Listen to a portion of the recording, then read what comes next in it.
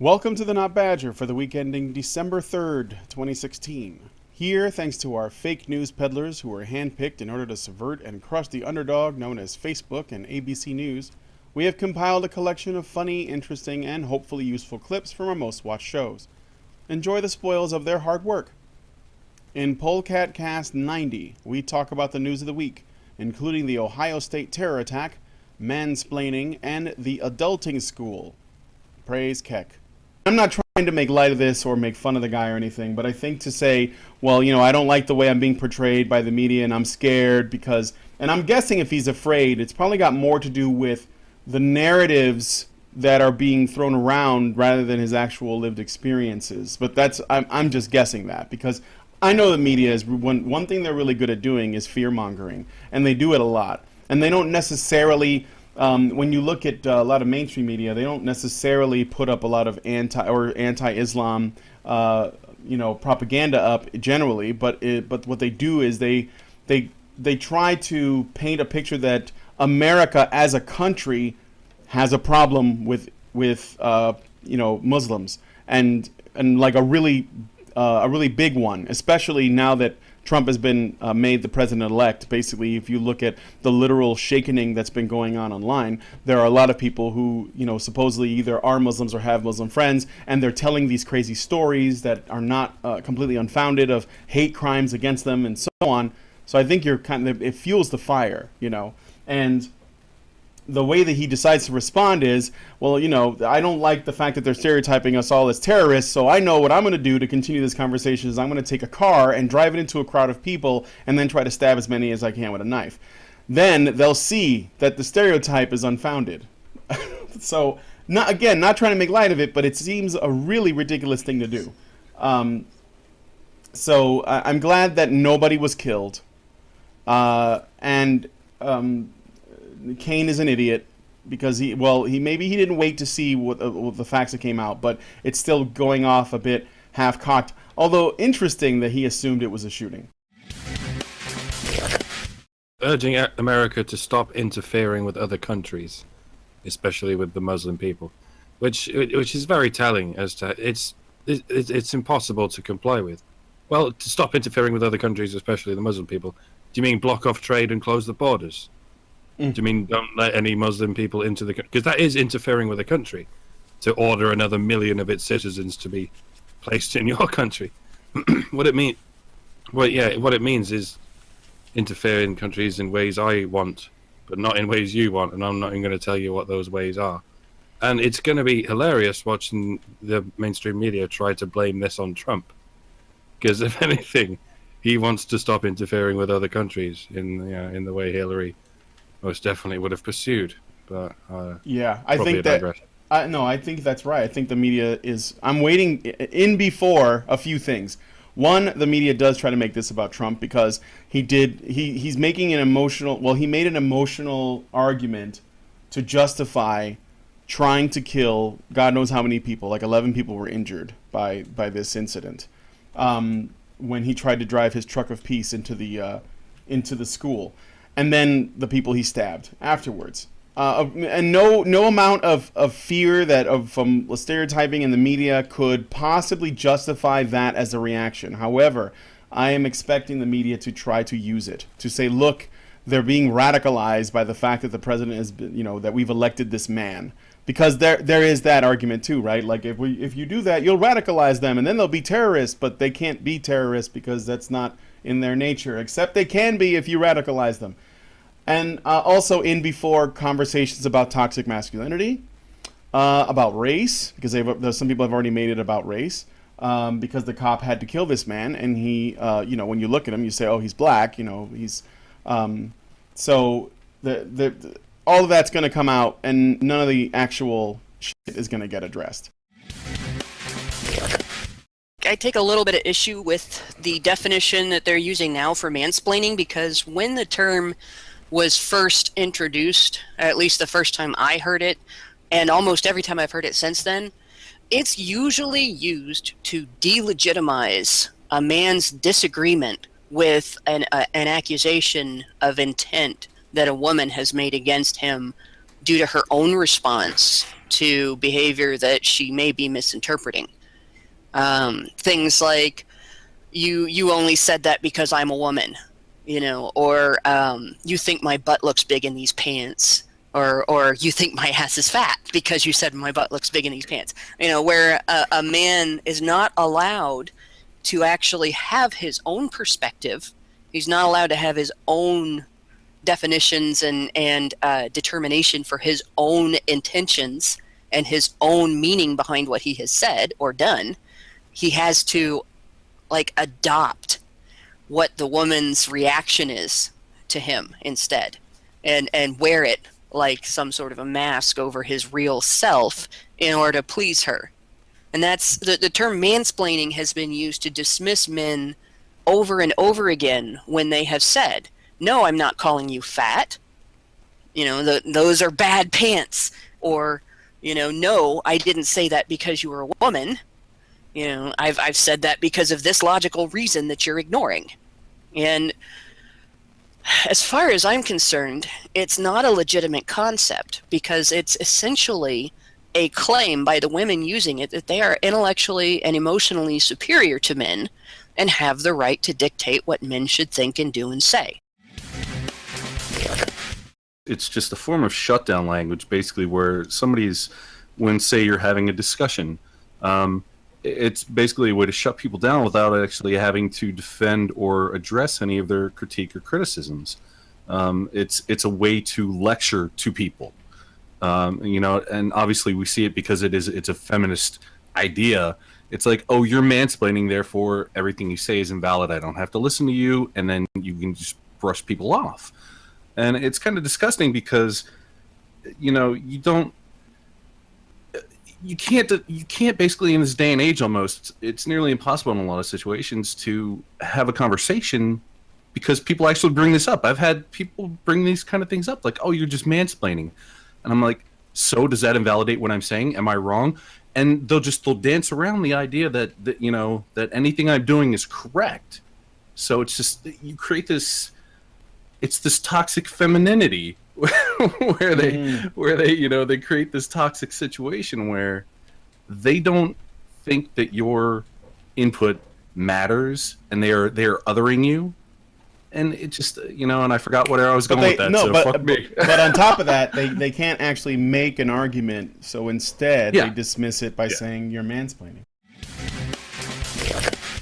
She's trying to build a bridge and doing as well as she possibly can. Problem is, she's building a bridge to crazy. We shouldn't be building bridges to crazy.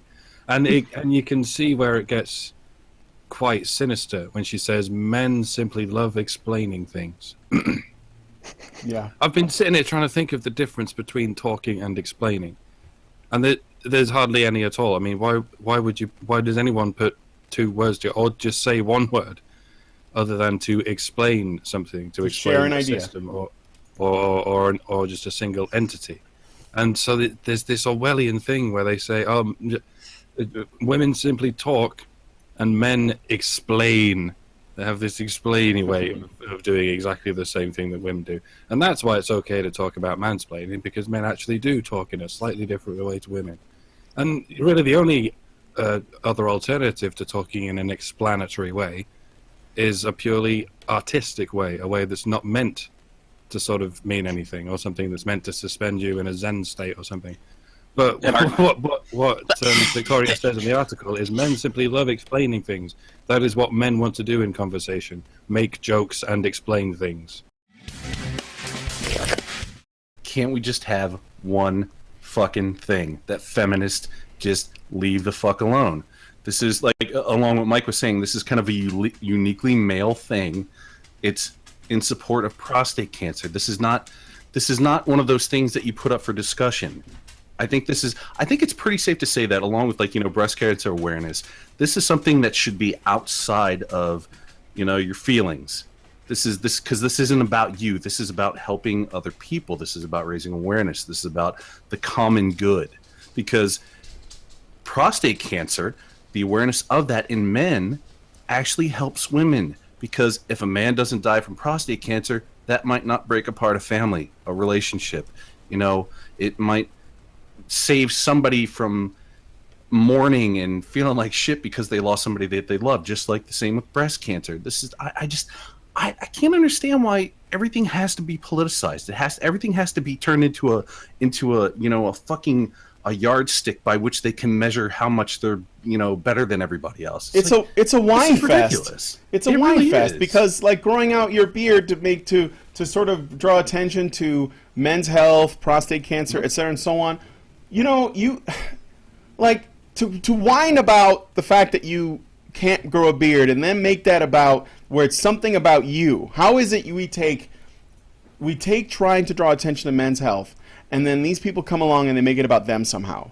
Oh well, I can't be included because if I let my leg hair grow out like a Sasquatch, or if I let my woman beard come out, and braid it like I'm a fucking dwarf from the Lord of the Rings, somehow it's bad because I might get judged, and it's like, what the fuck are you talking about? Who gives a shit? Grow your hair long or something, or just say I support this. You don't have to, be in, you can't do it. That's like a guy that's like running for breast cancer awareness, which by the way gets way more fucking money.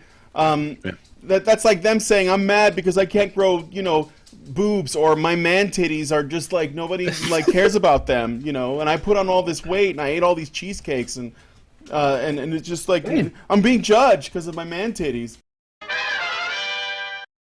There's an article that feminists circulate around the internet that was written by Paul Elam that was a criticism of an article on Jezebel in which the writers all bragged about hitting their boyfriends and husbands and stuff. And then that criticism is like they'll ignore that it's satire, and they'll ignore the fact that it's basically a gender reverse of the article that's being criticized, and that at the end of it he says it's wrong no matter which sex you're hitting to call it advocacy for beating women. Well, in the article that he's criticizing, one of the writers who talked about an instance in which she hit her male significant other hit her boyfriend for thinking he had breast cancer.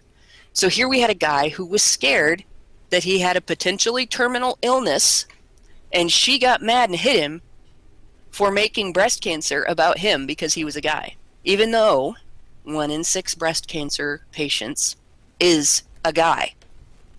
And I look at that, right, and men are not allowed any say in the breast cancer narrative. Men are not even allowed to ask for any consideration in the breast cancer narrative unless they're saying, no, this really deserves a lot of support. And if you can't support it for women, guys, think about the fact that it can happen to you too. That's the only thing that they're allowed to say. They're not even allowed to criticize the charities that take in lots and lots of money and then only give 10% of it to the actual research, and the other 90% goes to their administrative fees, meaning that the people running the charity are making shit tons of money, by claiming to support breast cancer research and then not actually doing it. It's like men are not allowed to criticize any of that.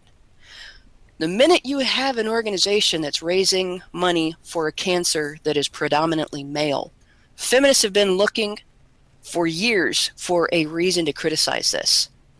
And they finally hit on making it about the progressive stack. It's not about the progressive stack. It doesn't have anything to do with women. It's not about trans women or trans men. It's not about masculinity. It's about cancer. It's about humanity.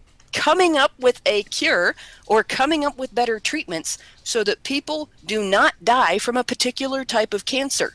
And this particular type of cancer affects people who have the ability to grow facial hair because of their sex. Now, not all men grow beards the same, and not all men are able to grow facial hair. But it doesn't matter. What matters is that this is about raising awareness and raising money for treatments and a cure, research towards a cure for prostate cancer and testicular cancer. And hell, half the initiatives for breast cancer are stupid shit that women do on Facebook that accomplishes nothing. It doesn't even raise money. It doesn't raise awareness. I challenge you to find 10 people in your area in the United States that have never heard of breast cancer. Yep. You know, I'm sorry, but we don't need to raise awareness of breast cancer. We need to fund treatment and fund research for better treatment and better chances at a cure. And to try to tear down such an effort because it's not about you. There is nothing so self-centered, nothing so solipsistic, and nothing so stupid. This is probably the worst PR feminism could come up with, to attack this because it's not about them. There are a lot of people who don't know how to adult. Adulting is a thing. And I remember there was a hashtag that was going around where they were just talking about, there were kids, I'm going to say kids, just for lack of a better term, that were essentially either talking about struggles they have with shit that adults are normally expected to do, like know how to read their electric bill, know how to, change a tire on their car, know how to do stuff that previous generations had to learn at an early age is just like a part of survival. Know how to fix the pipes in your, under your sink without needing to call a plumber. Know how, just basic shit. And there are a lot of millennials that are apparently not getting that, and they're not getting it from. Well, you have to think about it this way too. How high is our divorce rate right now? How many children are being raised by single moms who often don't have a lot of free time to teach them these sort of life lessons? How coddled and protected are the children of this generation, the young adults, when they were growing up? How much of a bubble they live in? What has academia done for them to prepare them for the actual real world, other than teach them how to protest? You know what? I bet people would pay to have this done for them. No, I don't. I'll tell you what. I don't disagree with that. I will tell you who goes to this adulting school. It is not the kids who were raised by parents that didn't give them everything, that didn't take care of every little need. It is the kids who were upper middle class or upper class who were in soccer clubs where, like I said, everybody gets a trophy, everybody gets a participation trophy, nobody wins the game, they don't keep score, that kind of thing. It's not the kids whose parents had to struggle for things and taught their kids the value of money and the value of hard work. Those kids are going to be just fine. It's the kids whose parents decided that their kids should never have to struggle for anything, and didn't think about the fact that at some point their kids were still going to have to move out of the house and have a place to live and have a budget and things like that. That's who's going to be going to a school like this. Right. The kids who grew up in poverty or who grew up in struggling households or households that were working class households and things like that, the kids in that group that are in this circumstance where they don't know how to do anything, they are going to get the sink or swim treatment. They are going to end up in a situation where they have to figure that shit out for themselves or they'll be in trouble. And they'll swim. Most of them will swim, and a few of them will not. Now for Rant Zerker number 74, where we continue the reverence for the frog god of chaos, Keck, for his bounty is great. Just so you know, this is Dr. Randomer Cam reading of, I believe, Bylines Meet Keck, the alt-right's anti-Semitic hate god, Keck, Pepe. Well, what I find hilarious about the Keck thing is that Keck was just that World of Warcraft thing where when you typed in LOL, it would come out to the other person as Keck, right? K-E-K. Mm-hmm. And that's so they were like Lord Keck, right? Top Keck, blah, blah, blah. I've been saying that for a year. Top Keck, to my kid when he makes a joke that's actually funny. And then suddenly they discovered that there actually was an Egyptian god named Keck. It wasn't because the alt-right decided to use them as a meme. I believe it was because 4chaners wanted to reclaim their meme from the normies and make it unusable, make Pepe unusable as a meme face by the people that they felt were, I don't know, basically us, us sort of laggy, stupid bitches. Anyway, so they tried to associate it with white nationalism, not knowing that wouldn't dissuade us. But regardless, they did. That's why they associated with it, to try to retire Pepe as a meme and keep it to themselves. This is and to use your pizza, to bringing you talked about the pizza thing. So they use pizza as a code word for underage sex or sex with underage persons. So is now pizza a symbol of pedophilia? Like Pepe is a symbol of national white supremacy? Like, yeah, no, and like, okay, and even if you like, that's not even getting to my point. My point is that maybe they were just talking about pizza. I don't fucking know. Right? And to you know, everybody who's saying, oh, it's actually code for, you know, it's pedophile code. Everybody who's saying that or suggesting that is being called a conspiracy theorist. And yet Pepe is being subjected to just as much kind of tinfoil hat scrutiny, and we're supposed to take it seriously. I don't know anymore. I don't know. I've long since stopped taking the media seriously, but I took it originally. I stopped taking the media seriously as a source of truth, and I figured that they were mendacious. But now it's just like, now it just seems like they're just really sad and stupid. And maybe they don't really understand satire because they're just too dumb. I would say that they are actually creating a language based on questioning and based on uncertainties. And so it's more about what isn't said than what is said. And that being able to sit with these kinds of uncertainties. And it's hard to articulate necessarily in words, but just being able to sit with uncertainty and questions and not knowing exactly what, having ambiguity to terms. Whereas the media cottons none of this gray scale, this you know, Penelope, this great suffusion of colors. They want everything black and white. This term must mean this. Pepe must be the most negative possible interpretation of Pepe. Can't be. The whole point of Pepe and the whole point of Keck and the whole point of 4chan and the whole point of all of that is chaos and mischief. Yes. It's sitting with uncertainties and questions and just not being okay with not knowing what the fuck is going on. But of course, the media regards that as evil because they are the ones, true voice of reality. And they can't handle a group of people who are just okay with maybe having things uncertain and unclarified or unresolved. Not so easy to understand for many commentators has been the alt-right's obsession with a mythical ancient Egyptian deity called Keck. Oh my fucking God, you people are so stupid. This has to be put on. They have to know. They have to know. Nobody is this stupid. Keck, Lord Keck, God Keck, only started after Keck was like, you know, it was just like, oh, Keck, you know, Keck, of course. And then they were like, oh, fuck, there's actually a god named Keck. Fuck, let's use this. And there's also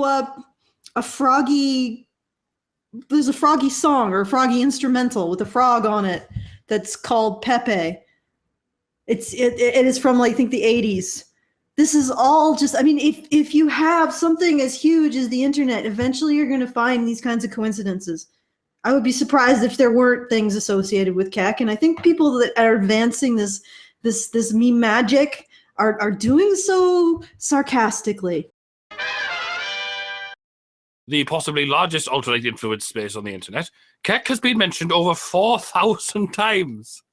Compare that to just 1,098 mentions of Jesus, 728 mentions of the Bible, to a mere 277 references. Oh, wait. Okay, so these guys are criticizing R. the Donald for not being religious Christian enough. No, not religious enough, because they're saying that not being Christian enough. They're literally not the Christian right, and that is what makes them evil. What? You don't stare too hard. And only 389 mentions of George Washington. Clearly, the alt-right care far more about the little-known Middle Eastern deity Keck than about the traditional figureheads of American conservatism. Or maybe Keck is more trendy and funny than Thomas Jefferson and George Washington. Maybe Keck, okay, because all you did was go on R the Donald and do a search of instances of the 3 letters in a row, K-E-K, right? Okay. Maybe half of them are just people saying, top Keck, like that was funny. The media does not understand the language of the internet. It really doesn't. And it doesn't understand the language of chaos, of the mischievous, of the Lokis out there. No, it doesn't understand their language. It doesn't understand the language of uncertainty, of being okay with uncertainty. And it's because they're stupid. I mean, I wanted to say that maybe it's because they just maliciously misunderstand it. At this point in time, I think the establishment media is just a bunch of really stupid people. And all of their moralizing is just the fear that they're going to be called out for being idiots. I think that you might be right about that, because praise Keck, I just find it funny. I find it hilarious. It is hilarious. I don't think it's a religious affiliation. I just find it funny. No wonder they would prefer the darkness of the cave over the light of reason. But why would alt-righters who loathe Middle Eastern peoples and cultures worship an ancient Middle Eastern god? Why would racists who never stop they don't worship him. They don't fucking worship Keck. You're accepting a premise, which is that the alt-right actually has a problem with, you know what? I don't think the alt-right has a problem with Sikhs or Hindus. No, but regardless, the alt-right, whether they have a problem or not with Middle Eastern cultures, okay? They don't fucking worship Keck. The decentral and disorganized way in which the alt-right works makes it hard to chart the origin of their symbols, let alone find alt-righters engaging in a detailed discussion of why Keck in ancient Egypt was selected for reverence. It makes it hard. It makes it hard to track the origins of their symbols. World of Warcraft! Jesus fucking Christ! How do I know this? I am a fucking middle-aged mother of adult children and teenagers. How do I know this? How can I don't have a journalism degree. I'm a waitress with a high school education. How do I know this? And you don't know this. Keck is the herald of all the old gods, and he has every reason to hate the Jews and their demon Yahweh. Okay, I don't think that's serious. Yeah, no, I think that that's about as serious as the ad that I put up for this Rant Zerker. I seriously don't think this is serious. My story time with Chank series, where I talked about how Chank's grandpappy single-handedly won women their God-given right to vote. Yeah, I sense that this isn't serious. Like, are the media now staffed by people who are incapable of detecting sarcasm or satire or irony? Are they just absolute literalists, or is it just convenient to be absolute literalists? I think honestly, it really is. Ann Coulter was quoting somebody, I forget who it was, but she said that the problem with the mainstream media is they take They never took Trump seriously, but they always took him literally, right? Whereas the rest of America took him seriously, but not literally. Okay, okay. Right. In another Keck-focused online thread, a commenter chimes in, "Your usurper Semite demon, Yahweh," or YHWH, Yahweh, and its proto-communist spawn infuriated the gods of Egypt, including Keck, when their chosen Jewsanites stole Egypt's magic to make Kabbalah and then slandered the very reputation of Egypt herself in the false book of Exodus. This is literally this is just me and my gather round, children. Gather round, my little darlings, and let me tell you a tale of evil incarnate. It also hasn't escaped the notice of alt-righters that the legend of Exodus features a punitive infestation of frogs as one of the signs of divine condemnation for the pharaohs. My ad. I mentioned that. I know.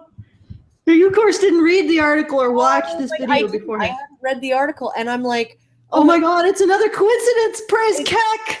Oh, praise Keck. Praise Keck. Praise Keck. The god of chaos and coincidence. And I assume that we can expect some more top Kecks or Keckmans in the bank. Due to the beneficence of Keck. Okay. Long time ago, Jews cursed Egyptians with frog plagues to set their people free. Now 4chan is cursing Jews with plague of Kecks. Oh my fucking God, you can't. Yeah, literally. Okay, the plague of Kecks is the exact same thing as like frogs falling out of the fucking sky, right? Like actual frogs falling out of the sky. I think I've just been defeated. How the fuck? How is it freaking possible to be this stupid? Oh my God. And even call it. It's like he's calling his stupidities. He's calling his stupid attacks.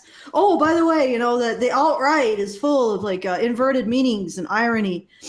And I'm going to take this immediately literally. So he's actually calling out his own stupidity as he goes. It's like this is complete absence of self. This is your brain in the church of an unquestioned assumption. This is what your brain looks like, kids.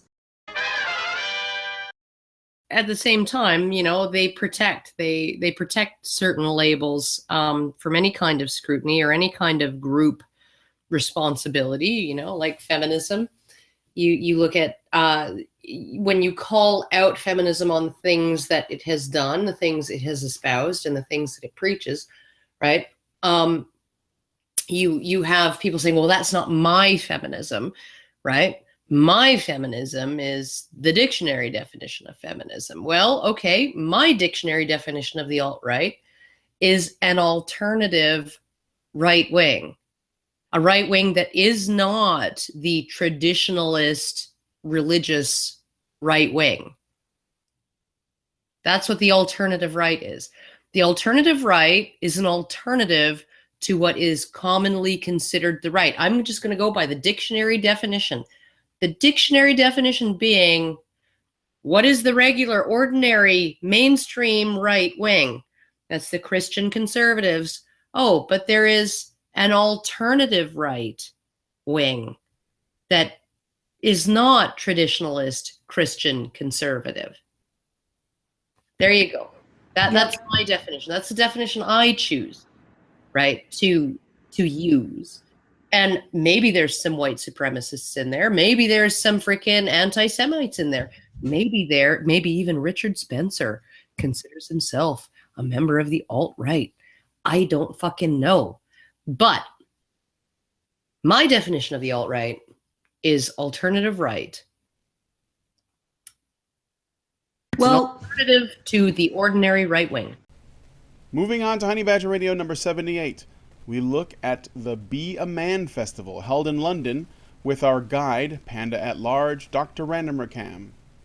We have men who are fathers to us. We have men who are brothers to us. We have men who are husbands to us. We have men who are sons to us. We love men. Yeah. All right. It's the we love men. Before we love men like we love pigs. Yeah. Before we get started on this man-hating tirade and blame you guys for everything, let me just establish that I actually don't dislike you as much as you think. So that's basically what they're saying is they love men for the roles that men play in their lives, not just for being men. I can give them that. I can understand that, and I can grant them that. Okay, you know, like Kathy Brennan, the owner of Rad Fem Hub, said, "Of course I don't hate men. I have a father, I have a brother, I have a son. Of course I don't hate men." And the SPLC took her word for it, and that was that, right? And all the talk of chemically castrating men by tainting the water supply, or physically castrating them, or throwing young boys through windows, or skinning men alive and rendering their body parts down for glue and leather, you know, all of that stuff that was happening on her website, you know, that was just, of course she didn't hate men, because she has a son who I'm very worried for. Feminists will put this forth, that women should be accepted, that all things about women should be accepted, that nothing is dysfunctional, even when it is dysfunctional. And then they'll turn around and act like the only thing that needs to be accepted about men is when men do things that benefit other people. And if men have problems, if men are dysfunctional, if men have any kind of need or have any kind of anything about them that is inconvenient for the women in their lives, that doesn't have to be accepted. That's got to be fixed. And it's very hypocritical. Very, very hypocritical. Well, I mean, think about what we got hit with as us, quote unquote, women haters. Well, we don't talk about euthanizing women or taking away their identity or castrating them, or I guess spaying them. You know, we don't talk about throwing little girls through pane windows. We don't talk about skinning them alive or aborting them. And yet we get, like, although the SPLC supposedly backed away from it, we're the ones who are called a hate group. It's amazing. A lot of women who engage in custody interference also tell their children that the father doesn't want to see them. And this is something that I've seen in numerous households around me, where the dad is trying to see the kids and trying to be there for the kids, and then the mom interferes, doesn't give him the opportunity, takes the kids other places on his visitation day so that he can't find them, things like that, and then says, well, your father doesn't want to be around you. So it's difficult to trust when a guy says, my dad didn't want to be there, whether he actually experienced that or whether it was something that his mother told him, when in fact it wasn't true. Indeed. You know, and I'm not saying that never happens, because there are men who didn't want to be dads and they end up with children because the mother makes that decision. And there are assholes. You know, there are assholes of both sexes. Yeah. But that doesn't necessarily mean that in every case, when somebody says a father abandoned his children, that we should automatically believe that, because there are times when the mother lies about it. Agreed. Absolutely. I've seen it more times. You know, I've seen both, right? Where a man has essentially said, yeah, no, I don't want anything to do with this kid. And I have also seen situations where the man was doing everything in his power to maintain a relationship with the children, and just the mother put roadblocks in his way every step of the way, every single chance she got. And in both cases, the mother was essentially saying, hey, your dad doesn't want to see you. And sometimes it's true, sometimes it's not. That's one thing that came out of Cassie Hagg's documentary. She said, talking to men's rights activists about men in the red pill sort of world and reality, made her feel empowered. It had the direct realizing what impact women have on the world made her feel empowered. It makes perfect sense. It's the exact opposite of what feminism does.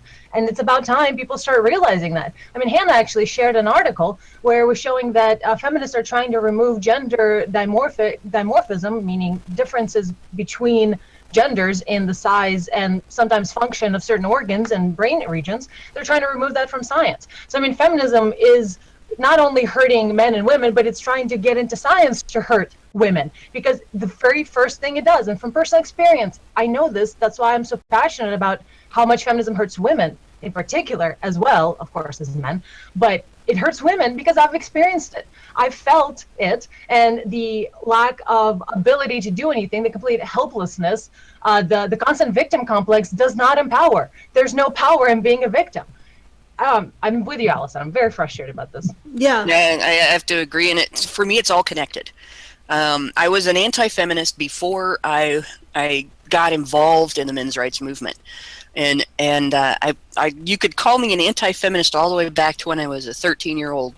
You know, I mean, this was something that I've always looked at feminism as a stupid thing, and it's always struck me that you cannot demonize half the population without infantilizing the other half of the population, and that hurts both.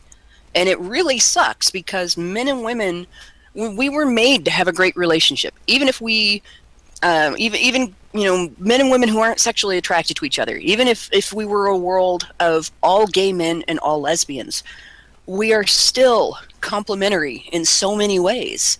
And to tear up and throw away that relationship is one of the stupidest ideas that was ever invented.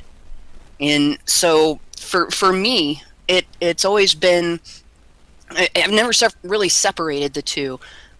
Being pro growing up for women is being pro stop abusing men. And being pro stop abusing men necessarily means being pro women growing up. Women have no clue as to the power that they have. Yeah, and they're not given any kind of measurement system to have a way of understanding. As the giant lashes out and kills a bunch of pygmies, and the pygmies all drag the bodies away and hide them. And they're like, "Oh no, nothing. You did nothing. You did nothing." Yeah, no. This is exactly what you see with women who make false accusations, right? And we're supposed to believe Zerlina Maxwell when she says that the consequences of a man being falsely accused are never as bad as the consequences of a woman not being believed when she makes an accusation. And I'm sorry, but that is essentially just telling women that their actions have no effects on others. None. And you think of the cumulative effect of that on an individual. That means that a woman never actually experiences, in this context, if she's experienced this constant drumbeat of, oh, your actions have no consequences, she doesn't have an individual person at all. Yeah, no, she's not an effective or an efficacious or effectual human being. And then feminists get all pissed off about men being confident, and they have no idea why women aren't. Yeah, and that's what's so freaking it's so mind-numbingly annoying about this, and sort of scary that there are women who sort of buy into this and see it as empowerment, and yet it's the destruction of their own individuality, because you don't know if you cannot connect your decisions, your choices, and your actions to their consequences. You have no concept of yourself as an individual. So yeah, these women, they learn to game the system because they can, and I've seen it, they can go from something happening, their own actions, a consequence of their own actions, to being a victim of the consequence of their own actions in a second. And the only way they can do that is they can literally not see that their actions have a consequence. When their actions consequence comes due, immediately they switch to it being them being a victim of it. And it's like that is a mentality of it's like it must be a mental illness I mean, I can't even imagine. I just think about what it would be like if I lived a life in which I felt my actions had no consequences. And nothing I could do matters. Everything is just a series of being a victim of shit. And not just that, but if you teach women not to make the connection between their actions and their consequences, how the fuck do they improve their lives? When they have the greatest power, their choices and their actions have the greatest power over their lives.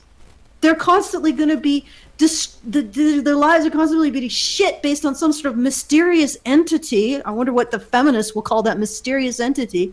That's actually their own freaking choices, and they can't recognize it because they can't make the connection between their choices and the thing that just hit them in the head. Oh, I'm gonna just punch myself in the head. Oh, who's punching me in the head? Punch myself in the head. Who's punching me in the head? We hear all the time that it's homophobic if a straight guy doesn't want to engage in an activity that is labeled homosexual activity. But we never hear of it as being heterophobic if a gay man doesn't want to engage in an activity that would be labeled a straight activity. Nobody accuses gay men of being heterophobic for not wanting to kiss women. And it's ridiculous to go the other way around. It's not a phobia and it's not hate to not want to participate in something that you are not. Feminists try to make male gayness a women's issue, and they try to do it by likening it to femininity.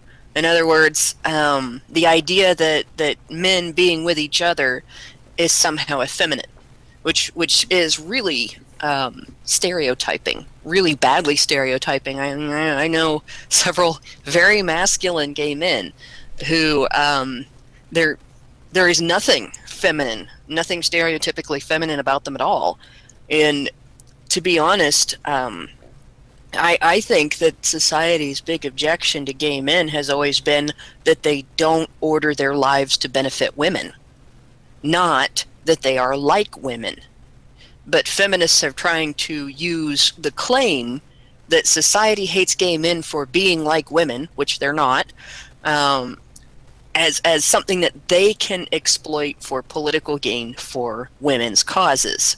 Oh, look, this is another thing that people hate about femininity. We have to get people to stop hating femininity so they'll stop hurting these men. Yeah, they want to appropriate homosexuality and make it a feminist issue. For the longest time, I couldn't figure out why the feminist movement embraced gay men. And actually, they've only embraced them so far, because they're now kicking them to the curb. And then I realized gay men pretty much broke the authoritarian family values, not personal family values, but authoritarian family values, stranglehold on the moral landscape of our society by demanding acceptance as having a legitimate lifestyle. And that it was a simple act of political strategizing that they embraced gay men. So gay men really only exist to them as a game piece. And now that game piece is pretty much done its job, what do we see? We see them kicking them to the curb as patriarchal oppressors. It makes sense because men in general are more likely to be the breadwinner of a family. They're more likely to take responsibility for earning the amount of money it takes to support that family. So they're more likely to, instead of striving for a safer job or an easier job or a better work-life balance for what they want to do outside of the workplace, they're more likely to sacrifice those things and take a job that pays more per hour or pays a better salary, even if it means that they have to exhaust themselves on a job and come home tired, or even if it means they have to take risks, or even if it means they have to work more hours than their wives do. And so they are less able to afford to take unpaid time off from that job for any reason. So it does make sense that a man would say financial reasons are listed as a main reason why they don't take shared parental leave, because in the US, at least, there's not a guarantee that parental leave is paid parental leave. It's generally unpaid. And like, your employer's not responsible for you having kids. It may benefit companies to, they're more likely to attract good employees if they offer popular benefits. And if paternity leave becomes a popular thing, then companies may start offering that simply because it's beneficial to them, that they're going to get a better class of worker if they can give that as, hey, we offer you this too, but only if they're going to get a good return from those workers. And this is where the problem lies. They have to be able to get back the amount of money that it costs them to pay somebody for 3 weeks or 12 weeks or however many weeks people want to make it standard for paternity leave. That they pay a person that much of their salary, they got to get that much back out of that person in profit for the business to make it worth the business's while worth the business's while to offer that benefit. So I'm not surprised that they get that from men, that they can't afford to take that time off, because men usually are the ones that are sacrificing time at home with their families in order to pay for the things that their families have to have. Here we have feminists saying, well, men say financial reasons are the reasons they can't do this. But they cannot look at it as men make this sacrifice for their wives and children because they love them and they care about them and they're invested in their welfare. Okay, that's very honorable. And it's not something that I'm saying, we should make men do this. But when men do this, we damn well ought to appreciate it. The idea is that these boys have something to live up to. Do the girls have something to live up to? Do they have responsibilities to boys or society that they have to live up to? No, of course not, because girls aren't fucking agents, are they? And, of course, the boys have to be super agents to accommodate that, because we can't maintain the perception that women have no agency without granting men absolute omnipotence and telekinesis and all of the godly powers. All right. So this just yeah, and if we tell girls they have something to live up to, then feminists will call us misogynists. Feminism is really the celebration of and the promotion of the idea that men should grow up and women shouldn't. Because if you think about it, the victim narrative, like as a kid, little girls like the idea of the princess and the damsel being rescued by the knight and everything. And then when a woman actually grows up and becomes a woman, like hitting adulthood seems to be more of the status of taking responsibility for your own welfare and for your impact, the actions, the impact of your actions or your inaction on other people. That's sort of the defining thing for me for adulthood. And those are the things that feminists reject. So they're rejecting adulthood for women, and they're demanding adulthood from men to the degree that they actually expect men to be adults for women, to take responsibility for women's welfare over and above women taking responsibility for women's welfare. And if you look back in history, it wasn't always that way. If you look, and it depends on which aspect of society, again, you're looking at. Like women in more urban areas got away with, especially upper class women who could find somebody to support them and not have to support themselves. They got away with being more childish. But if you look at women in poverty, or women who were in pioneer families, and women who were parts of groups that struck out into areas that were not populated and had to fend for themselves, they were adults. They had to be adults to survive. They had to take responsibility for their own welfare and the welfare of their families. They had to take responsibility for the effects of their actions on other people. And that was their freedom. And that's how they became free individuals, even in societies where there weren't really free individuals. That was the degree of freedom they could have. And if feminism is a rejection of all of that, at least modern feminism is a total rejection of all of that. Second wave feminism claimed to embrace that and still rejected it by fronting that victim narrative. And this is what we're looking at here. This is a festival of separating adulthood by gender, so that men must be adults and women must be children. And finally, we have cherry stem number 14, where as if human same-sexual bigots, blah, blah, blah, on postmodernism. Critical theory. It's about doubting, your axioms, these things that you take for granted, and truthfully, that's what science is supposed to be about as well. Is you're supposed to sit there and say, okay, we take these things for granted, and it used to be that we knew that meat produces worms. That just you don't have to think beyond that. That's it. That's the bottom level. We know that meat produces worms. It just does it spontaneously, but then somebody has to go in and say, yeah, okay, that is true, but maybe there's a in-between point. And so there has to be some sort of criticism. There has to be some sort of criticism of your axioms, of your assumptions, and that is the kind of the good part of what it is that postmodernism was supposed to kind of be about. And when you go with the kind of where it really started with Kant, then that is kind of what he was getting at, and specifically he was attempting to say, okay, what was the name of his I think it was Kant's critique of pure reason, and that extends into Gödel, which, by the way, I always call him Gödel, but it's actually Gödel, and I pronounced his name wrong forever, and nobody ever corrected me, and so now I've got a habit of calling him Gödel instead of Gödel. But anyways, Gödel. Mathematicians, they have to have weird names. I think there's some sort of rule. It's an umlaut, isn't it? It's like yes, umlaut and like Swedish names, so it's like Gödel. Exactly, it's something like that.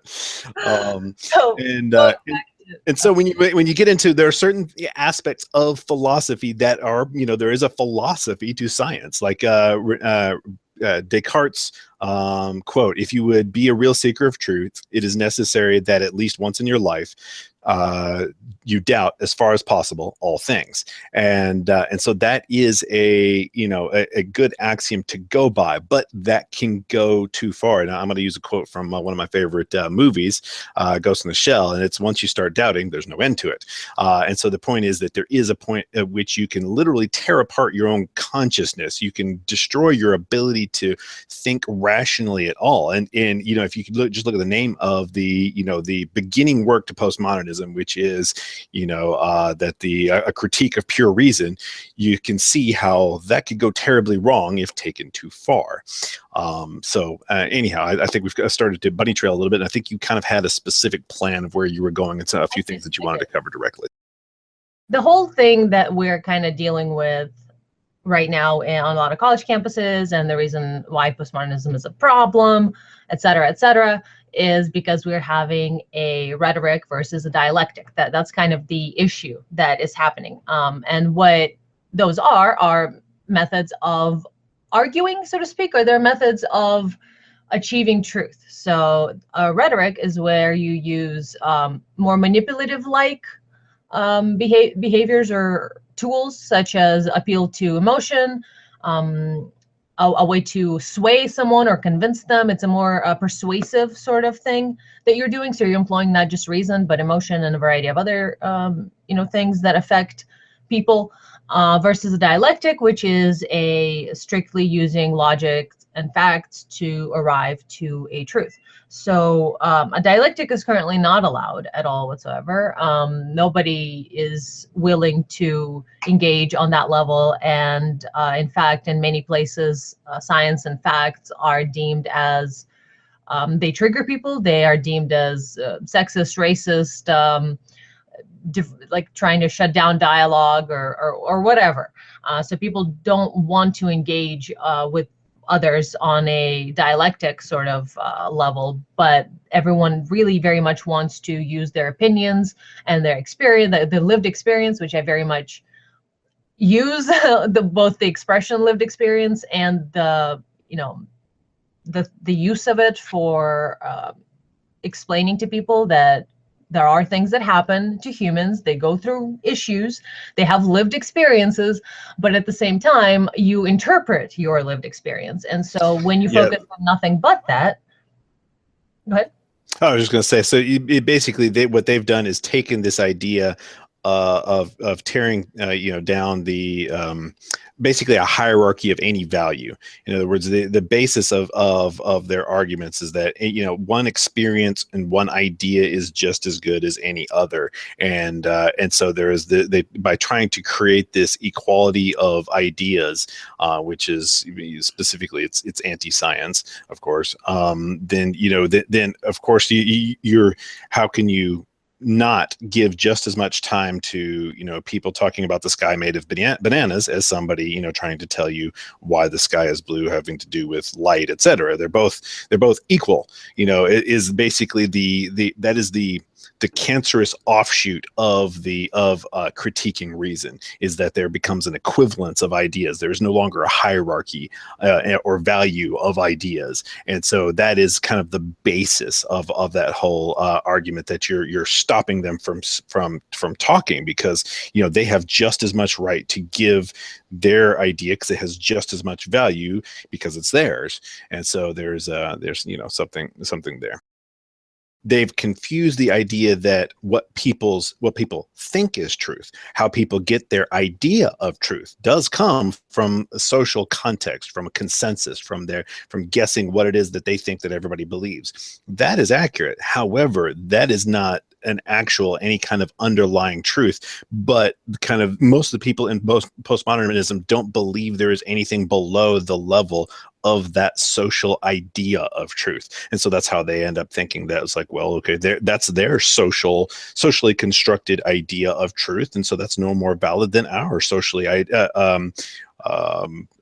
of truth. And we're just being ridiculous and uppity about our social constructs, and we should recognize that it's just a social construct. And so it's like, okay, well, that is accurate to a certain extent, that it is not perfectly flawless, that it is a social construct, our idea of what is possibly true. But then we also know there is something below that we're trying to describe, and we know that there's a separation between what we're trying to describe and the description. And that's the thing that they lose, is any kind of division between that which is being described and the description. Everything is relative. Every truth is relative, right? Exactly. That is the extending that idea found in relativity to a philosophical and fuzzier domain, and believing that every truth is relative, everything is relative, and that there is no solid, singular, thing that has any greater value than another, or anything that can be anything that can be that is a kind of a measuring stick, or that other things can be judged by. Basically, what we're having is an industrial revolution. We're having enlightenment, these traditions of, reason and logic and all that good stuff. And, a lot of people didn't like that, because there was a glorifying of logic or reason. You had Descartes with I think, therefore I am, and that got associated with a lot of very materialistic things. And so people started seeing a departure of the spiritual. They started to see their world become anti-spiritual, become fully materialistic.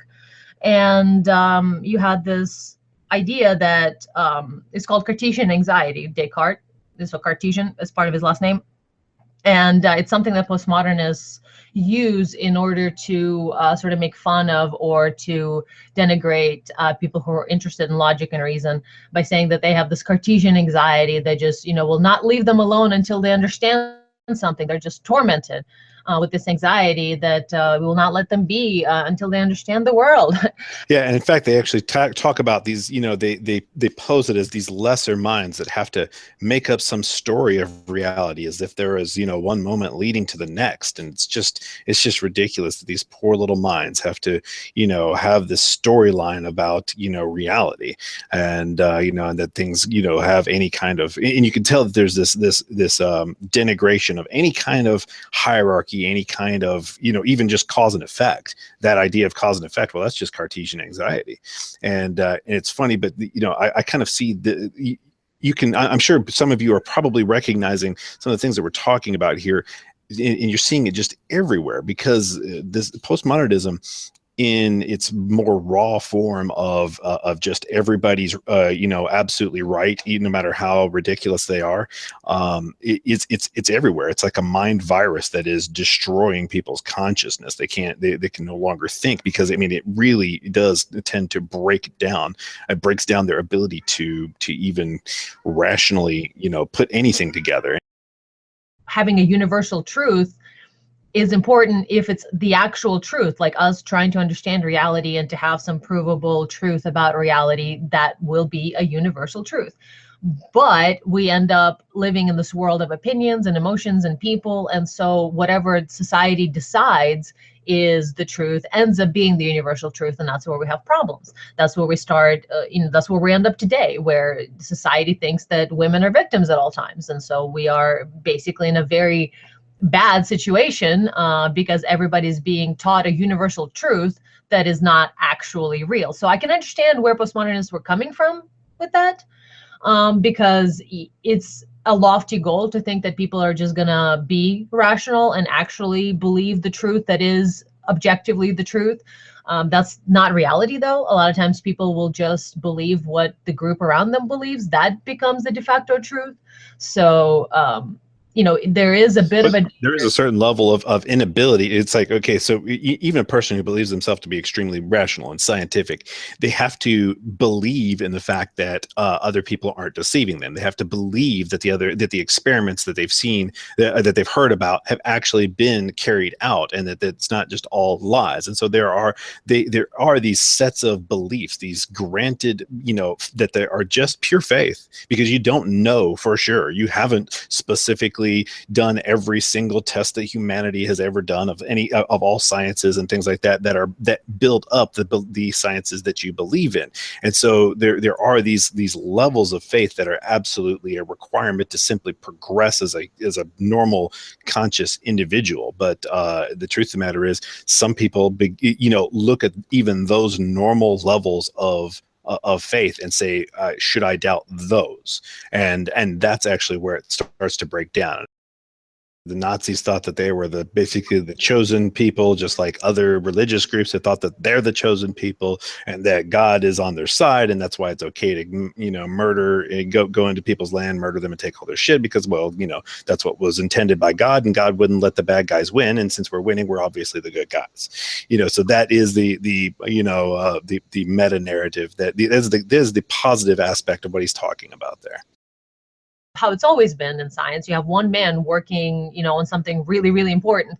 And I love that. That is fantastic. But then once it becomes a widespread truth for the masses, that's when it becomes like almost a game of telephone. It's yes, ideas always mutate, and therefore they become a cancer or a virus, or they end up becoming something different than what they initially were. And I think that's kind of what happened with postmodernism, and I think it happens with almost every religion as well, where if you go and you try to read the texts of these religions, you end up finding out that they've got this this word of mouth, what's it called, like oral tradition that is like vastly different than the text that they pretend is the be all and end all. So it's like it's like these ideas, even when they've got a text that they could refer back to, they still end up changing it. And the truth of the matter is, like, for instance, going back to you were talking about relativity, I'm going to bring that back up again, is that there was a point in time at which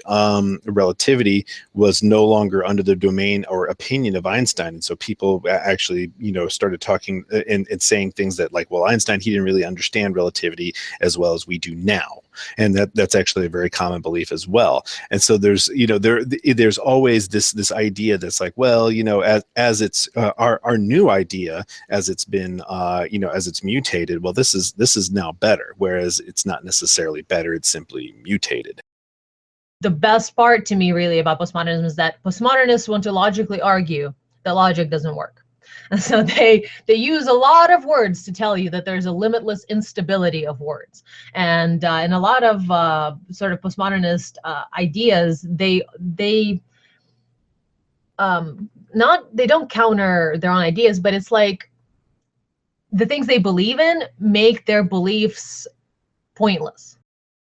In quantum mechanics, there is the idea that that instead of the undefinability, the fuzzy nature of what we observe being a problem with our instrumentation and with our method of observing, that the problem is that reality itself is fuzzy and that our interaction with it is what defines it. And this, once again, is an interpretation. It is because there is another valid interpretation based upon fluid mechanics, which once again also it supports a preferred frame, because if there is a medium that is or a quantum vacuum, or however you want to term it, basically it's just another word for the ether, then that is a preferred frame, and that is it's going to I'm trying to make this too short, and so it's kind of making it difficult to explain. The point is that we have these ideas in quantum mechanics where we believe that that reality isn't there until we interact with it mentally. And the truth of the matter is, there's an interpretation called pilot wave, and there's a great video that recently came out by Veritasium, and in it, he points out the way in which we now have macro level experiments that completely undermine all of the reasoning that we use to come up with these ideas that our consciousness in impacted things, and that at the lowest level everything is probability, which is just a fuzzy concept, and that that determinism isn't real. So I mean, I'm sure you've heard determinism is broken. There is no determinism. That's been disproven, etc., etc., etc. That is not actually correct at all. There is a alternative version of quantum mechanics based upon fluid mechanics, and the Coudet experiments prove that the whole reason why we were even saying that things were fuzzy at that lower level was because we did not understand certain complex mechanics, which we now do understand. So there is a deterministic way of viewing the entire universe where there is zero magic in it, and it's just that my point is that we have these things that theoretically support the postmodernist ideas, that everything is relative, that we make reality by thinking about it. All of these ideas that support that viewpoint, they're holding on to them because they have these postmodernist ideas. But the truth of the matter is, there is a completely deterministic and mechanical explanation of exactly the same phenomena, exactly the same data and events, and it is instead completely deterministic, completely rational, and completely, it does have a hierarchy of truth. It does have, there are certain things, there is cause and effect. It isn't all fuzzy. There is a reality. The thing is, people they don't understand that their beliefs that something should work are based upon prior knowledge, which was the whole point of this entire thing. That is the good aspect of postmodernism, is you have to be able to recognize the basis of a belief and then follow that basis back and doubt it, and then follow that basis back and doubt it. And you have to be able to go a long way back. But the thing is, when do you do that? Because if you are constantly going back and doubting everything that you've ever been taught, then you never get anything done. And so it is a necessity of those people who produce and those people who actually progress to rely upon faith. You can't spend your whole life retesting everything. But there are a few people who need to be able to do that, who need to be able to go back and doubt the basis of all of those things which look to be rational and which look to work. And that is what I've done, is that I've taken that doubt a long way back. But that is not what absolutely everybody has the time to do. And because it's a tremendous amount of effort, it's a tremendous amount of investment of time and energy that may be completely fucking worthless. And because we need to be able to progress, you need to be able to, you can't go into a school and call into to question absolutely everything that you're learning before you learn it. How the fuck are you going to learn anything? You can't. You have to take their word for it so you can get to the next concept, so you can build a large structure of concepts that works together. That's the necessity of learning, is faith. And so, so the thing is, yes, there will be lots of people who are working on things that, and they do work. There's a good reason why they continue to use the current mechanics, because they work. Okay, but the thing is, there is a greater level of understanding that can be given by having a better set of mechanics. And this is a much longer explanation that I'd have to get into, but it's the difference between the intellect of a human and the intellect of a computer is understanding. And it governs the trajectory of your investigation. In other words, why was it, if quantum mechanics works right now, why the fuck do we care if there's another version of it? Why does it even matter? Who cares? Well, who cares is that invention relies upon accurately predicting as far as possible into the future. That is what that's what understanding is the nature of understanding requires that you have an accurate model of reality. And so if you know all the steps in between, you can then predict further into the future, because that's how mechanics work. I don't think we can ever fix a postmodernist problem at its core, because people will be solipsistic. They will doubt reality. They will not have a connection to reality. And I mean, I'm talking about postmodernism in its most extreme sense. What we're talking about is the necessity of rebellion. We have to have rebellion. We have to have this opposing force, and it's just we have to be able to keep it under control, just like we need structure, but we have to keep it under control. And exactly. And just knowing that both structure and that rebellion both have their role, and sometimes they're gonna go off the rails. Both of them are.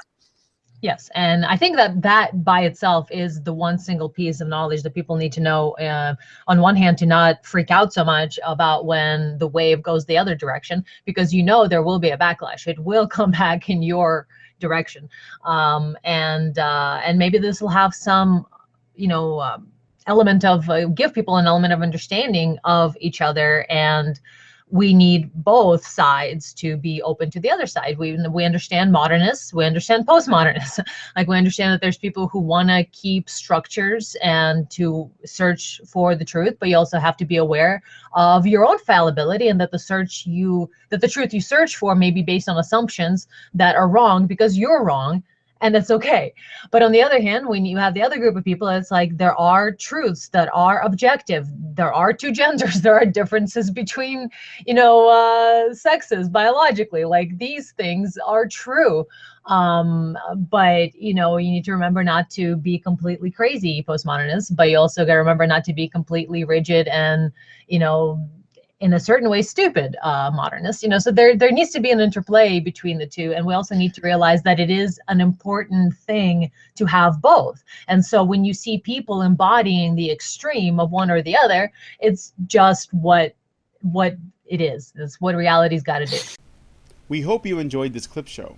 If there was a clip from these shows you think we should have shown, please leave a comment on the video and include a timestamp. Chatelet and Badger on.